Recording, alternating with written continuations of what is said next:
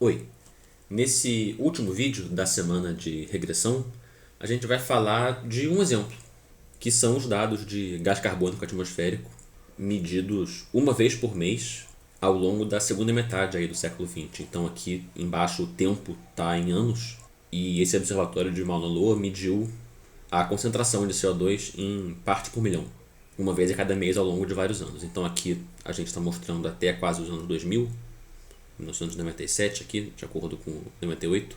E o nosso objetivo nesse vídeo aqui vai ser tentar encontrar uma lei de formação, uma fórmula que se ajuste bem a esses dados.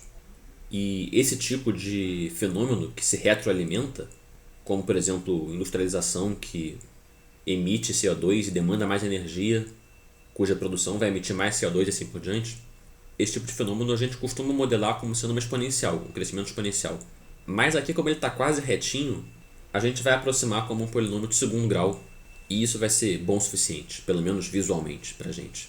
E além de uma parábola, a gente vai somar também alguma coisa para levar em conta essa ondulação aqui, que é causada pela variação sazonal que acontece ao longo do ano. Se você pegar uma régua aí na sua tela e medir, você vai ver que tem certinho 5 ondinhas dessas em cada intervalo de 5 anos. Mas vamos fazer uma coisa de cada vez? E vamos começar com um modelo polinomial de primeiro grau, um y igual a a mais bt. E aqui eu estou fazendo a mais bt ao invés de at mais b, que é o que a gente está acostumado. Eu troquei os nomes do a e do b, só porque o próximo passo vai ser colocar um t quadrado. E se eu chamasse esse aqui de at mais b, o outro teria que ser at2 mais bt mais c, e aí eu ia mudar o significado de cada coeficiente. Então, para tentar unificar a notação ao longo de todo o notebook, eu coloquei a mais bt aqui. Então, eu tenho aqui uma função m de modelo e aqui uma reta que está tentando aproximar esses dados. E a gente vê que se eu escolho um valor razoável para os coeficientes, o erro fica menor, e se eu escolho um valor ruim para os coeficientes, o erro fica maior. E como está acontecendo isso aqui, do erro começar negativo, aí ele sobe e fica positivo, e depois ele desce e faz uma barriguinha aqui. Quer dizer, os dados começam acima da reta, depois eles vêm para baixo da reta, e depois voltam a ficar com tendência de voltar para cima da reta. Para ajudar o meu modelo a acompanhar essa curva, a gente vai colocar o t quadrado. Então, fazendo o modelo a mais bt mais ct quadrado, e escolhendo um bom valor para as constantes, para os coeficientes, a gente consegue deixar o erro um pouco melhor do que ele estava antes. O próximo passo é colocar alguma coisa para acompanhar essas ondinhas aqui. E se a gente der um zoom aqui, a gente vê que essas ondinhas têm esse padrão de sobe de forma razoavelmente reta e depois desce meio reto também. Sobe reto, desce reto. E isso não é super fácil de fazer, mas a gente não precisa acertar perfeitamente, afinal só uma regressão. Na regressão a gente pode errar um pouquinho.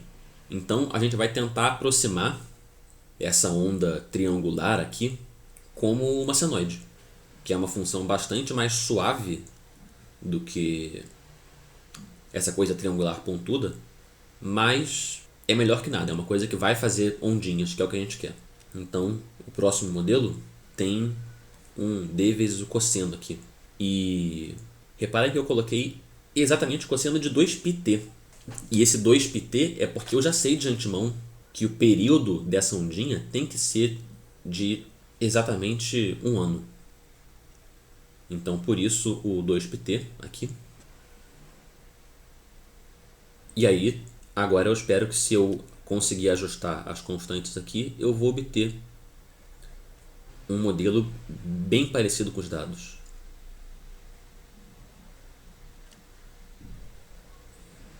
Só que eu tô tendo um problema aqui, que é o fato de que esse cosseno ele tá fazendo ondulações, só que eu não consigo deixar essas ondulações alinhadas com os dados, né? O cosseno tá, como a gente diria, fora de fase em relação aos dados. Então eu vou colocar um parâmetro a mais para eu poder fazer esse cosseno andar para um lado e para o outro. Vou colocar um θ aqui. E aí é claro que quando eu coloco θ eu posso passar a chamar de seno, cosseno tanto faz, porque a diferença entre um seno e um cosseno é só aumentar ou subtrair um π sobre 2 aqui nesse θ. Então quando eu coloco esse parâmetro a mais, Agora eu espero que eu consiga fazer um ajuste bom de verdade.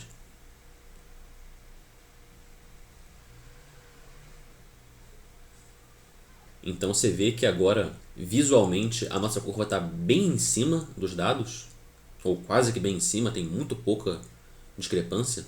E no erro, a gente não consegue identificar nada que seja consertável usando esses coeficientes aqui. Quer dizer, se eu mudar o A, eu vou chegar a curva para cima e para baixo. Só que no erro, parece que eu já estou mais ou menos com média zero aqui, né?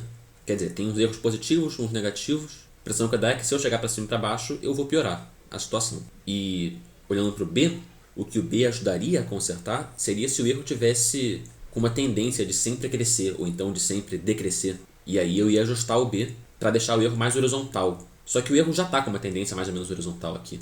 Então o B também não ajuda. O C é a mesma coisa. Se o erro tivesse claramente com uma concavidade para baixo ou para cima, o C me ajudaria a consertar isso. Mas visualmente eu não consigo identificar essa concavidade aqui. E o D e o θ, eles controlam aquele seno. E eu também não consigo identificar nenhum seno aqui. Se eu mudar o D, aí passa a ter um seno bem claro aqui, né? Mas com esse D que eu tenho aqui, eu até tenho uma outra oscilação aqui, mas essa oscilação ela não é da mesma frequência que esse seno. Então eu não tenho nenhuma esperança de consertar essa oscilação aqui, que está aparecendo no erro, usando esse D e esse θ. Ou seja, usando esse seno de período igual a 1 ano. Se você pegar uma régua aí e medir na sua tela o período dessas oscilações que estão acontecendo aqui, você vai ver que é de 6 meses e não de 1 ano. Esses comentários informais que a gente acabou de fazer, quando a gente falou, por exemplo, que mudar o A não adiantaria de nada porque só iria piorar, e mudar o B também não adianta de nada porque só iria piorar, e assim por diante, o que a gente está verificando informalmente é justamente que o vetor de erros ele é ortogonal ao espaço gerado por todas as funções da nossa base. E o que isso quer dizer? Quando a gente falou que mudar o A só iria piorar o erro, isso quer dizer que o vetor de erro ele é ortogonal ao espaço gerado pela função constante, que é a função correspondente ao coeficiente A. E quando eu falei que eu não conseguia identificar nenhuma senoide de período 1 ano, só a senoide de período 6 meses que a gente viu, eu também estava informalmente dizendo que o vetor de erros ele era ortogonal ao espaço vetorial de todas as senoides de frequência 1 ano, de período 1 ano. E o argumento que eu dei no final das contas foi que, eu não deixei isso explícito, mas foi justamente que se o meu vetor de erros ele é ortogonal a cada uma das funções que gera o meu espaço de funções, então ele é ortogonal ao espaço de funções, que é a imagem daquela matriz M dos mínimos quadrados. Então, informalmente, intuitivamente, o que a gente acabou de verificar foi que o vetor de erros ele é ortogonal ao espaço de funções que a gente consegue gerar com as funções da nossa base, e que, portanto, esse é o melhor erro possível. A gente não vai conseguir encontrar um erro menor do que esse, na norma 2, né? A norma da soma dos quadrados das entradas. Então, seria uma boa ideia eu colocar mais um termo oscilatório, um seno com o dobro da frequência, um seno de 4πt mais θ, mas isso é um buraco sem fundo. Isso levaria a gente numa direção que é muito divertida e muito interessante, e eventualmente a gente chegaria nas séries de Fourier, mas não é a direção que a gente vai tomar no resto desse vídeo. O que a gente precisa fazer para terminar o nosso vídeo é consertar esse modelo aqui, porque esse modelo não é linear. E isso é um problema grave. Ele não é linear por causa desse θ aqui. Esse θ ele não é um coeficiente de uma combinação linear de funções. Ele está dentro do seno. Então eu não consigo fazer regressão linear da forma que a gente estudou ao longo da semana para descobrir quanto valem esses coeficientes aqui, A, B, C, D e θ. Eu preciso consertar isso aqui. E, para nossa sorte, tem um jeito fácil de consertar isso aqui, que é se a gente lembrar dessa fórmula, seno de alfa mais beta igual a seno alfa cosseno beta mais seno beta cosseno alfa, a gente pode escrever esse termo d vezes seno de 2πt mais θ como sendo uma constante d cosseno θ, que a gente pode chamar de E, vezes o seno de 2πt, mais outra constante d seno θ, que a gente vai chamar de F, vezes cosseno de 2πt. Então agora eu tenho duas funções, seno e cosseno, e duas constantes, E e F. E agora sim, o que está acontecendo aqui é uma combinação linear de duas funções, o seno e o cosseno. E agora a gente pode colocar isso no nosso modelo e fazer um modelo que é linear de verdade. Esse y ele é uma função linear do vetor ABCEF. Então regressão nesse modelo aqui vai funcionar. E o modelo se ajusta aos dados tão bem quanto o modelo com θ. É só a gente escolher os parâmetros que minimizam a soma dos quadrados dos erros